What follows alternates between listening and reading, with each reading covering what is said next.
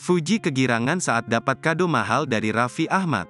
Selebgram sekaligus YouTuber Fujianti alias Fuji ungkap hadiah mewah dari Raffi Ahmad dan Nagita Slavina.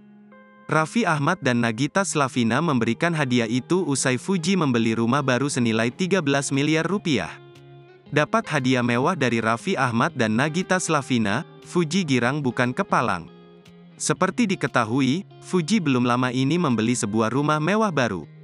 Tak main-main, rumah itu bahkan dibanderol dengan harga super fantastis yakni 13 miliar rupiah. Punya rumah mewah, Fuji langsung girang usai dihujani hadiah mewah dari rekan artisnya.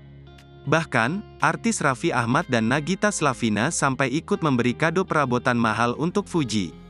Hal itu diketahui dari unggahan di akun Instagram @lambe_gosip pada Rabu, tanggal 29 Maret tahun 2023.